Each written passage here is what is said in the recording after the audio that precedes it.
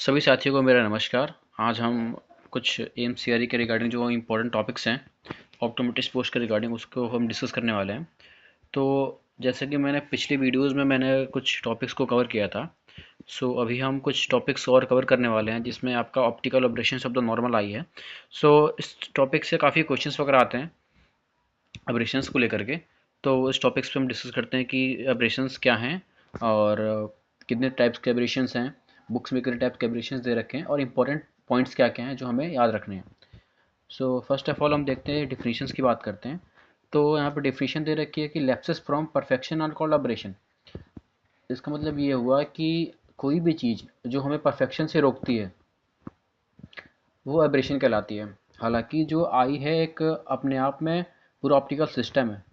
सो ये जो एब्रेशंस है, ये जो लैप्सेस हैं, ये इतने कम होते हैं कि हमें इसकी विजिबिलिटी नहीं पता चलती या फिर हमें इसका एहसास नहीं होता। अगर ये आपके एब्रेशंस आपकी आई में नहीं होते तो आपकी जो विजन है वो ऑलमोस्ट 6/3 6/4 के अप्रॉक्स होती, जो कि अभी हमारी 6/6 होती है। सो एब्रेशंस की हम बात करते हैं तो फर्स्ट ऑफ ऑल हमने डिफिनीशन देखी कि lapses from perfection are called aberration. हमारे आई में क्या है कि बहुत सारे मैकेनिज़्म हैं जिनके थ्रू हम एब्रेशंस को रोकते हैं। हमारी जो नेचुरल मैकेनिज़्म है डिक्रीज़ करने के लिए एब्रेशंस, वो क्या क्या हैं। तो पहला है हमारा cutting of the peripheral rays by iris. Iris जो है, आइरिस के अंदर आपको पता है प्यूपल जो होता है, प्यूपल जो स्पेस होता है आइरिस के अंदर, जो एक होल है उसे प्यूपल कहते हैं। तो आइरिस जो है क्या करती है, जो हमारी पेरीफेरल रेज जितनी भी आती हैं उनको कट ऑफ करती है, जिसके कारण से एब्रेशंस कम होते हैं। दूसरा है कि high refractive index of core of nucleus of the lens that of the peripheral cortex. तो यहाँ पे दूसरा पॉइंट ये है कि जो आपका न्यूक्लियस है, न्यूक्लियस का जो आपका रिफ्रैक्टिव इंडेक्स है वो एज़ कम्पेयर टू ज़्यादा होता है कॉर्टेक्स से। तो इस कारण से भी जो ऑपरेशन है वो कम होते हैं। तीसरा है low sensitivity of the peripheral retina. तो अगर हम बात करें कि जो हमारी रेटिना है, रेटिना जो हमारे जो सेंसिटिव एरिया है वो मेनली फोवियल एरिया है। फोवियल में बात करें तो मतलब मैकुलर एरिया है। तो यहाँ पर वो एरिया ज़्यादा सेंसिटिव है as compared to peripheral retina. तो इस कारण से भी हमारे एब्रेशंस कम हो रहे हैं। चौथा है हमारा स्टाइल्स क्रॉफोर्ड इफेक्ट।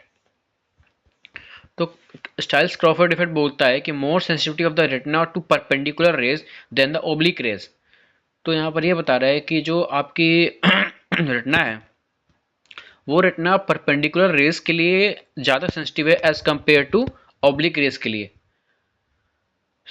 यहाँ पर दे रखा है it has been said that despite imperfections the overall performance of the eye is little short of astonishing. यहाँ पे बोला है कितनी सारी इम्परफेक्शंस होने के बाद भी जो हमारी ओवरऑल परफॉर्मेंस है जो आई की, वो काफ़ी अच्छी है, क्योंकि ये हमारे जो चीज़ें हैं ये सब हमारी एब्रेशंस को कम करते हैं। तो और हमारे जो एग्जाम्स में आता है स्टाइल्स ये क्रॉफोर्ड इफेक्ट भी आता है। स्टाइल्स क्रॉफोर्ड इफेक्ट क्या है, क्योंकि कई बार एग्जाम्स में जो आप कम्पिटेटिव एग्जाम्स देते हैं उसमें ये पूछता है कि क्या क्या रीजन्स है जिसके कारण से एब्रेशंस कम होते हैं। तो कई बार डायरेक्ट आपको पूछ देता है कि ये 4 ऑप्शन दे देंगे, पांचवा कोई और ऑप्शन डाल देगा, फिर उसमें पूछा है कि कौन सा फैक्टर है जो कि एब्रेशंस को कम करने के लिए नहीं है। तो इस तरह के क्वेश्चंस आते हैं और फिर आपके इंपॉर्टेंट क्वेश्चन यहाँ से बताया कि स्टाइल्स क्रॉफोर्ड इफेक्ट से आता है कि ये क्या है। स्टाइल्स क्रॉफोर्ड इफेक्ट आपको याद रखना है कि more sensitivity of the retina to the perpendicular rays than the oblique rays. इस पॉइंट्स को हमें याद रखना है। अब आगे चलते हैं हमारे टाइप्स ऑफ रिफ्रैक्शन जो है, कि हमारे जो फिजियोलॉजिकल ऑप्टिकल डिफेक्ट्स हैं उनकी हम बात करेंगे। तो फिजियोलॉजिकल जो जितने भी हम अभी एब्रेशंस की बात करेंगे वो आप सभी सारी हमारे फिजियोलॉजिकल ऑप्टिकल डिफेक्ट हैं। तो पहला हम बात करते हैं डिफ्रैक्शन। यहाँ पर डिफ्रैक्शंस की आपको डिफिनीशन दे रखी है कि diffraction is a bending of light caused by edge of an aperture of the rim और the rim of a lens. यहाँ पे बोल रहा है कि डिफ्रैक्शन है। डिफ्रैक्शन क्या है? डिफ्रैक्शन बता रहा है कि bending of light caused by the edge of an aperture और the rim of a lens. तो कोई भी लेंस है, लेंस के अगर रिम या फिर अपर्चर से जो भी लाइट बेंड हो रही है उसको डिफ्रैक्शन बोल रहा है। डिफ्रैक्शन आपको डिफ्रैक्शन को आपको एग्जैक्ट मतलब डिफिनीशन याद नहीं रखनी है, बट डिफ्रैक्शन क्या बोल रहा है, diffraction is a bending of light caused by the edge of an aperture और the rim of a lens. आपको बेसिकली इतनी डिफिनीशन याद रखनी है। अब यहाँ पे बोल रहा है कि even a perfect lens free from aberrations will not focus light to a point due to refraction. तो यहाँ पे बता रहा है कि कोई भी जो लेंस है, जो भी परफेक्ट लेंस है, वो बिना एब्रेशंस का नहीं हो सकता, है ना। तो यहाँ पे बोल रहा है कि even a perfect lens free from aberrations will not focus light to a point due to diffraction. दूसरा आपका पॉइंट बोला है the actual pattern of diffracted image point produced by a lens with circular aperture और pupil is a series of concentric bright and dark rings, है ना। तो यहाँ पे बोल रहा है कि जो एक्चुअल पैटर्न है डिफ्रैक्टेड इमेजेस का point produce by lens with a circular aperture और pupil is a series of concentric bright and dark rings. और यहाँ पे बोल रहा है कि at the centre of the pattern is a bright spot known as Airy disc. तो यहाँ पे बता रहे हैं कि एरिडिस्क क्या है। तो एरिडिस्क क्या बोल रहा है कि centre of the pattern of a bright spot known as Airy disc. तो कई बार पूछता है कि आपका एरिडिस्क क्या है। तो यहाँ पे एरिडिस्क बता रहा है कि at the centre of the pattern is a bright spot known as Airy disc. So यहाँ पे बोला diffraction blur increase with small size of pupil. अगर ये बोल रहा है कि डिफ्रैक्शन कैसे इंक्रीज होता है, सो डिफ्रैक्शन ब्लर इंक्रीज होता है स्मॉल साइज ऑफ प्यूपिल का। अगर ज़्यादा ही स्मॉल साइज ऑफ प्यूपिल है तो हमारा डिफ्रैक्शन बढ़ जाता है। तो हमें दो तीन पॉइंट्स याद रखने हैं, जितना आपका स्मॉल प्यूपिल होगा उतना ज़्यादा डिफ्रैक्शन होगा, इस चीज़ को हमें याद रखना है। और ये बोलता है एरिडिस्क कहाँ बनती है, तो at the centre of the pattern is a bright spot known as Airy disc. तो एरिडिस्क हमें याद रखना है, एरिडिस्क कहाँ बनती है, तो हमारी एरिडिस्क जो है आपकी डिफ्रैक्शन में बनती है। दो तीन पॉइंट्स हमें यहाँ से कवर याद रखने हैं। पहला कि जैसे जैसे प्यूपिल का साइज छोटा होगा उतना ज़्यादा डिफ्रैक्शन होगा, है ना। क्या नाम है, एरिडिस्क कहाँ बनती है, तो एरिडिस्क आपकी डिफ्रैक्शन में बनती है। तो आपको ये पॉइंट्स यहाँ से आपको याद रखने हैं। दूसरा बात करेंगे स्फेरिकल एब्रेशंस की। तो स्फेरिकल एब्रेशंस क्या हैं, सो उनको हम यहाँ पे एक एग्जांपल से भी समझेंगे। So first of all spherical aberrations occur because a spherical lens refracts peripheral rays more strongly than the paraxial rays. So आपकी जो पेरिफेरल रेज हैं, कोई भी जो लेंस है स्फेरिकल लेंस होता है, वो क्या करता है पेरिफेरल रेज को ज़्यादा रिफ्लेक्ट्स करता है as compare to paraxial rays, और ये ज़्यादा होता है as compare to convex lens में। So, which in the case of a convex lens brings the more peripheral rays to a focus cooler to the lens. Dominant aberration of the human eyes is not a spherical aberration but rather a coma-like aberration. तो यहाँ पे बता रहा है कि आपका जो coma-like aberrations हैं वो ज़्यादा होते हैं किसी भी नॉर्मल आई में as compare to spherical aberration. तो आपको कई बार क्वेश्चंस भी आते हैं कि आपका किस तरह का एब्रेशन ज़्यादा होता है। सो आपका जो स्फेरिकल एब्रेशन है वो ज़्यादा होता है, सॉरी कोमा एब्रेशन से वो ज़्यादा होते हैं। तो आपको यहाँ पे स्फेरिकल एब्रेशन की डेफिनेशन याद रखनी है कि स्फेरिकल एब्रेशन अगर because of spherical lens reflects peripheral rays more strongly than paraxial rays. So कोई भी लेंस है वो पेरिफेरल रेज को ज़्यादा कन्वर्ट करता है as compare to paraxial rays, है ना। Which in the case of convex lens brings the more peripheral rays to focus closer to the lens. Dominant aberrations of the human eye is not a spherical aberration but rather a coma-like aberration. अब बात करते हैं factors that contribute in diminishing the spherical aberration of the human eye. अब बोल रहा है कि factors कौन कौन से हैं जो कि कंट्रीब्यूट करते हैं spherical aberration of the human eye के। सो पहला है आपका ये बता रहा है कि स्फेरिकल एब्रेशंस को कम करने के लिए हमारे कौन कौन से फैक्टर्स होते हैं आई में। तो उस पर हम डिस्कस करते हैं। पहला हम देखते हैं यहाँ पर स्फेरिकल एब्रेशन क्या है। तो आप यहाँ पर एक इमेज देख रहे हैं, इमेज में जो लेंस है आपका, तो वहाँ पर जो पेरिफेरल रेज वो ज़्यादा कन्वर्ज हो रही हैं as compare to paraxial rays. तो यहीं यहाँ पर आपका स्फेरिकल एब्रेशन को ये डिफाइन कर रहा है। उसके बाद से बोल रहा है कि हमारे जो स्फेरिकल एब्रेशंस उसको कम करने के लिए हमारी क्या क्या जो इम्पोर्टेंट फैक्टर्स हैं उसके बारे में डिस्कस करते हैं। तो पहला है आपका peculiar curvature of the cornea. So first आपका बोल रहा है कि जो पेक्यूलियर कर्वेचर ऑफ कॉर्निया का मतलब जो फ्लैटर पेरीफेयर होता है अदर सेंटर, सो इस कारण से हमारा स्फेरिकल एब्रेशन कम होता है। Peculiar curvature of the cornea is flatter periphery than the centre.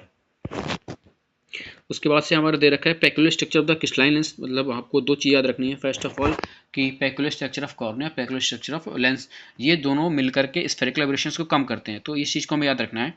So peculiar curvature of cornea, flatter peripheral than centre, peculiar structure of the crystalline lens, है ना, where in the central portion have a greater density and are arranged in layers of greater density and arranged layers of greater curvature than the peripheral portion. तो इस चीज़ को हमें याद रखना है कि peculiar curvature of crystalline lens, peculiar curvature of cornea where in the central portions have a greater density. तो आपका जो सेंट्रल पोर्शन है उसकी ग्रेटर डेंसिटी है and arrange in layer of greater density. तो हमारा जो सेंट्रल पोर्शन है वो उसमें ज़्यादा डेंसिटी है, वहाँ पर ज़्यादा लेयर्स अरेंज्ड हैं। इस कारण से हमारी जो कॉर्निया है और लेंस है वो स्फेरिकल एब्रेशन को कम करते हैं। और greater curvature than the peripheral portion. So हमारा जो कर्वेचर है जो सेंटर का वो ज़्यादा होता है as compare to peripheral. So हमारा दूसरा पॉइंट कह रहा है कि iris block the peripheral rays to enter the eye and thus in ordinary circumstances refraction of only paraxial rays of light takes place. So जो आइरिस है हमारा peripheral race को ब्लॉक करता है, जिस कारण से हमारा स्फेरिकल एब्रेशन कम होता है। आगे बढ़ते हैं, अब बात करते हैं क्रोमेटिक एब्रेशंस की। सो क्रोमेटिक एब्रेशंस जो हैं क्यों होते हैं, कैसे होते हैं और इनका क्या यूज़ होता है, ये बहुत इंपॉर्टेंट क्वेश्चंस हैं। आपका सीआरई वगैरह में काफ़ी, जो भी आप स्टेट्स वगैरह एग्जाम देते हो, आप क्रोमेटिक एब्रेशन से ऑलमोस्ट क्वेश्चंस रहते ही रहते हैं। तो आपका ये क्वेश्चन कह रहा है, सॉरी क्रोमेटिक एब्रेशन बोल रहा है, chromatic aberration result because the index of refraction of any transparent medium varies with the wavelength of the incident light. So बोल रहा है कि क्रोमेटिक एब्रेशंस होते क्यों हैं, तो आपका क्रोमेटिक एब्रेशंस बता रहे result because the index of refraction of transparent media varies with the wavelength of the incident light. So refractive index जो है किसी भी ट्रांसपेरेंट मीडियम का वो वेरी करता है wavelength of the incident light के, इस कारण से आपके क्रोमेटिक एब्रेशंस होते हैं। सो आपके बोला कि जो इमेट्रोपिक आइज होती हैं इनफैक्ट स्लाइटली हाइपरमेट्रोपिक होती है फॉर रेड रेज के लिए, और मायोपिक होती है ब्लू एंड ग्रीन रेज के लिए। तो इस पॉइंट को आपको याद रखना है कि इमेट्रोपिक आइज जो है स्लाइटली हाइपरमेट्रोपिक होती है फॉर रेड रेज के लिए और मायोपिक होती है ब्लू एंड ग्रीन रेज के लिए। So this basis form the duochrome test used in subjective refraction.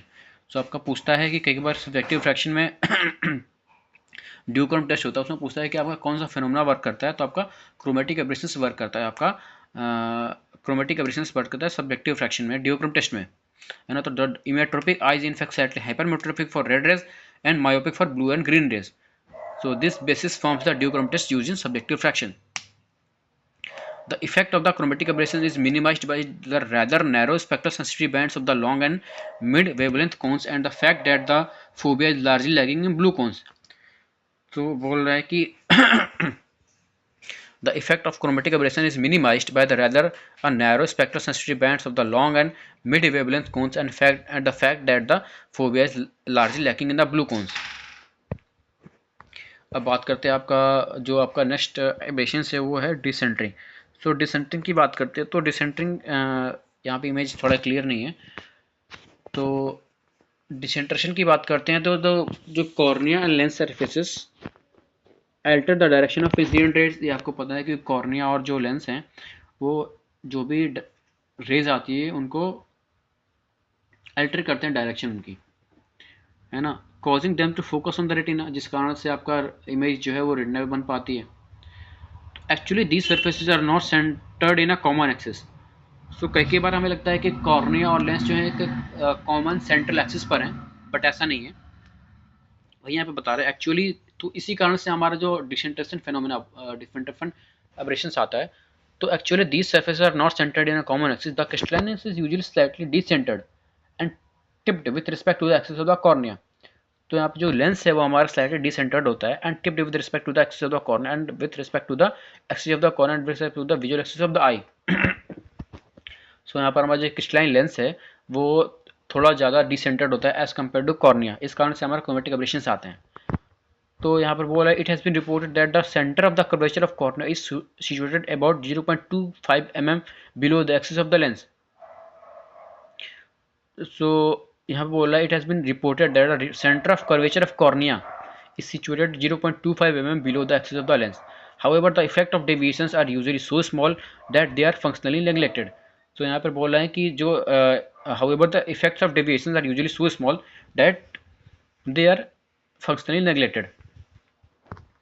अब अगर बात करते हैं oblique aberrations की, तो यहाँ पर oblique aberrations का आपको पिक्चर थोड़ा क्लियर नहीं आया, तो oblique aberrations की बात कर रहा है objects in peripheral fields are seen by virtue of obliquely incident narrow pencils of rays which are limited by the pupil. Because of this, the refracted pencil shows oblique astigmatism.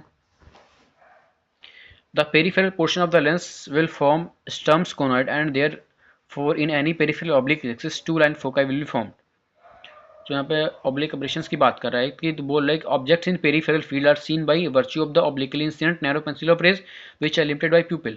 Because of the refracted pencil shows oblique astigmatism, है ना। oblique astigmatism बोलो या फिर oblique aberrations बोलो, बात same है, the peripheral portion of the lens will form Sturm's conoid and therefore in any peripheral oblique axis two line foci will form. तो यहाँ पे दो लाइन फोकाई फॉर्म हो रहे हैं।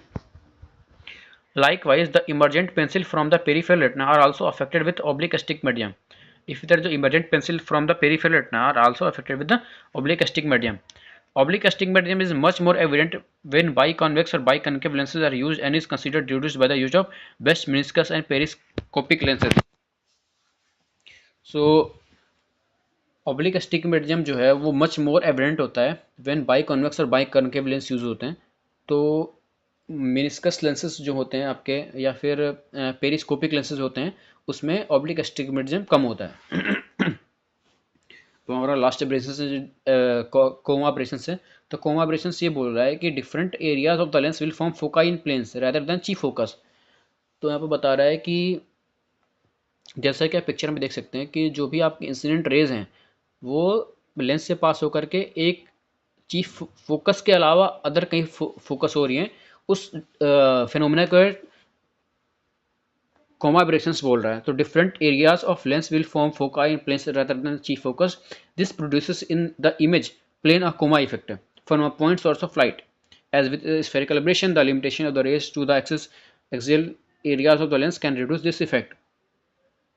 ये बोल रहा है कि as with spherical aberration the limitations of rays of axial areas of the lens can reduce this effect. तो कोमा एब्रेशंस को हमारा स्फेरिकल एब्रेशन जो है वो कम कर देता है।